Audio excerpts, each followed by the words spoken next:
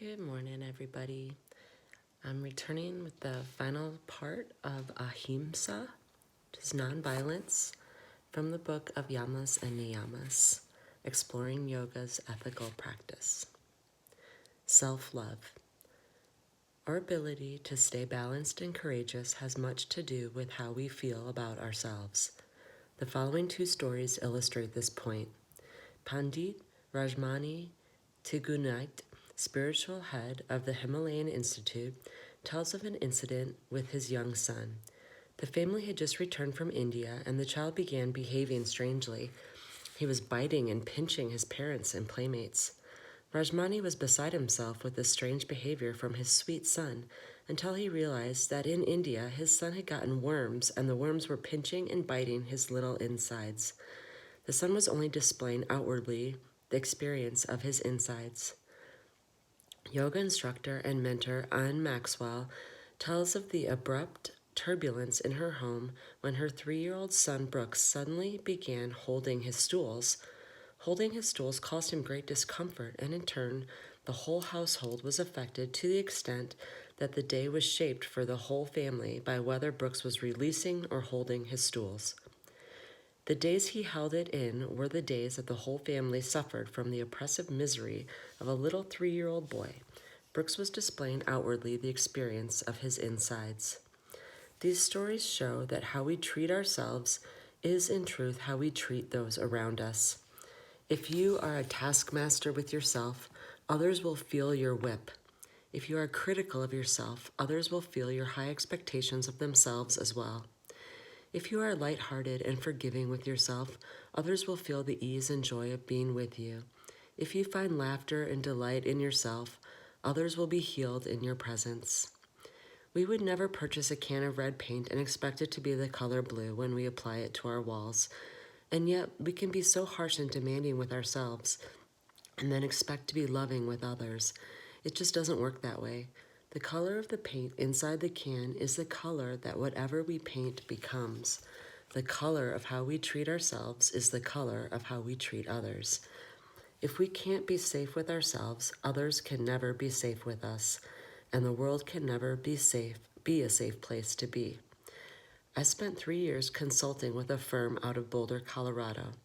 The work itself was stimulating and rewarding, but I was on such a fast-paced track that one day I realized I had not even taken time in those 3 years for one of my most delicious pleasures, a long, hot bubble bath.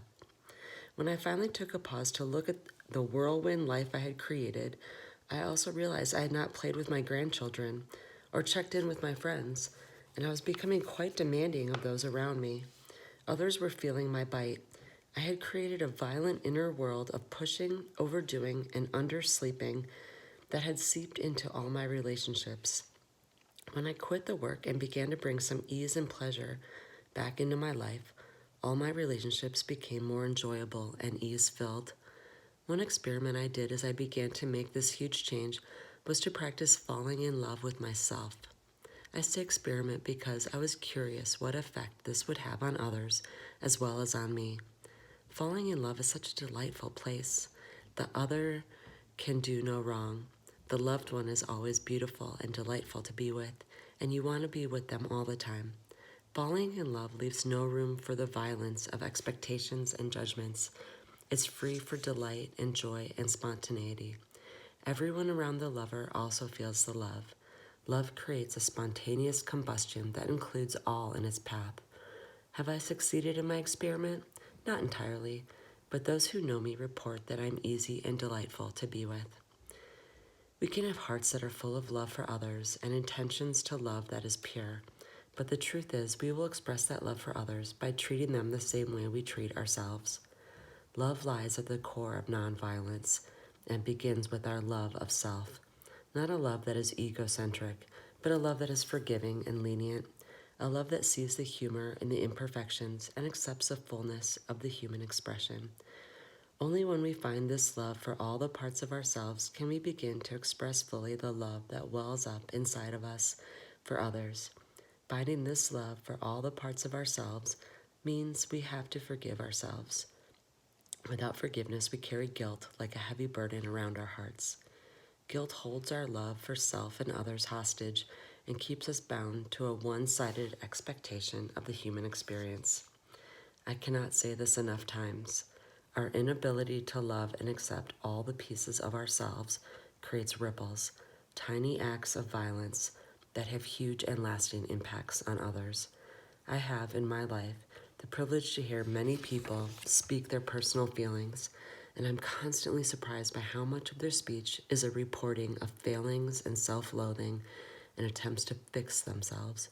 These attempts to change self rather than love self keep us trapped in vicious cycles that we can't crawl out of. There's such a big disconnect for me as I hear others share their personal confessions of failure. Even as I hear the words, I am seeing before me a beautiful, unique expression of the human being, and my heart is overwhelmed. And I find myself once again uttering my secret prayer that this person could someday see how magnificent they really are. Courage and love are deeply connected. When love became the Lord of my life, I became fearless. These words were expressed by Swami Rama in his journey on this earth and are echoed by Jesus' statement, "Perfect love casts out fear." Where fear creates harm and violence, love creates expansion and nonviolence and the true safety that we seek. Nonviolence is woven with love, and love of others is woven with the love of self. These cannot be separated. I love you guys, and I love myself. Have a great day.